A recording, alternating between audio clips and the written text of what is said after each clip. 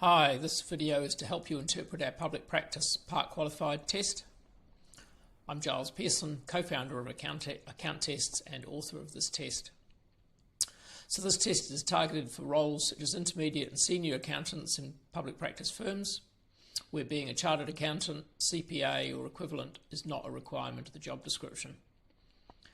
Generally, this is going to be roles below manager.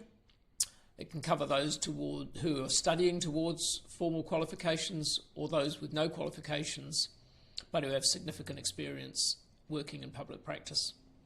Looking at the report, you can see at the top right hand side is the order number, and that's the order number you'll need for any time you want to look up a test in our testing portal. At the bottom of the first page you can see the time taken. This test has an allocated time of 40 minutes, so if that time taken says 40, that means your candidate was still working on the test when their time ran out. Otherwise, you can see how long they spent in the test.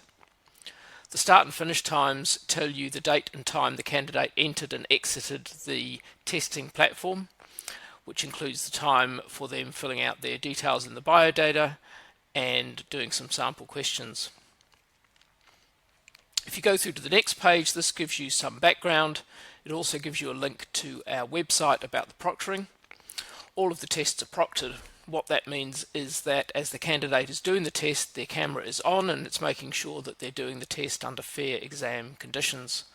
This includes monitoring who's taking the test, the use of other devices, and if they're accessing other windows on the device that they're using. Each test report like this comes with a proctoring report, which for privacy reasons you can only access by logging in to the testing platform. So follow the link to the website to see a video there which helps you interpret the proctoring report and also make sure that you know how to find that proctoring report in the testing portal.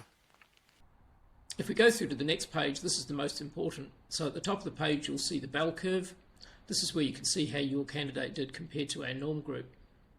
When we developed this test, what we did was get a whole lot of appropriately qualified accountants to go through the question set to create a norm group, and then you're able to see how your candidate did compared to that norm group. How do they stack up against their peers when looking to see whether they've got the technical knowledge that you need? The top of the bell curve is the 50th percentile, so at that level half their peers have a better technical ability than the candidate and half have less.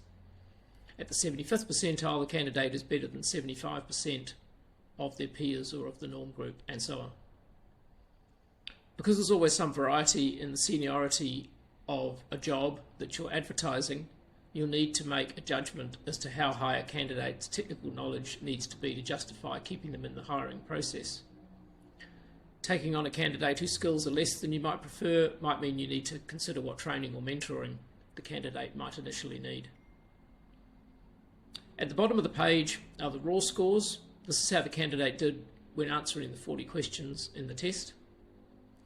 The raw score is compared to the norm group raw scores, and that's how we came up with the percentiles for the bell curve.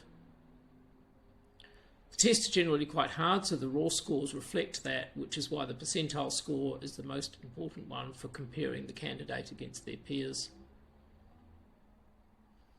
In the raw scores section, the green bar is the questions they got correct, the red bar is the ones they got wrong, and the grey bar is the questions they didn't answer. We use the raw scores for all the analysis in the rest of the report. So on the next page you can see the first level of analysis. This looks at the questions based on difficulty. So how did they do on the easier questions versus the harder questions?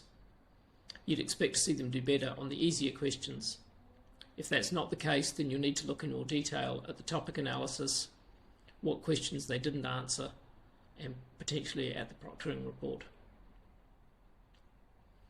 After this, we analyse by topic. We go through the different topics covered by the test, and you can see where the candidate's strengths and weaknesses are. This might be useful if some of the topics are more or less important for success in the role. Also, they might highlight some specific training requirements or where you might need to initially have more oversight over the output of the candidate. Here we're covering accounting and financial reporting. So that's looking at reporting but not including a deep understanding of the formal financial reporting standards. Business advisory, so that's what advisory skills the candidate has and their ability to help business owners make decisions. Double entry accounting is the debits and credits, so that's making sure that they've got an intuitive understanding of double entry accounting. And then taxation covers tax compliance, and that's both direct and indirect taxes. On the next page we go through question by question. So what was the question about? Which topic was it in? Did the candidate get it right or wrong? And if there is a grey circle, that means that they didn't answer the question. If you see a lot of omitted questions, that normally means the candidate's run out of time. And what that in turn means is the material was probably too hard for them. They were struggling. So typically you'll see a candidate that runs out of time. They also do relatively poorly on the test. For a candidate who's confident in the material, 40 minutes is long enough to comfortably answer all the questions. The last page gives you some hints about interpretation, which is pretty much what we're doing here, and our contact details.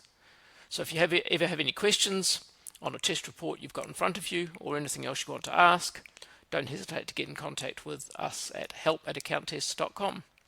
Thanks for watching this video.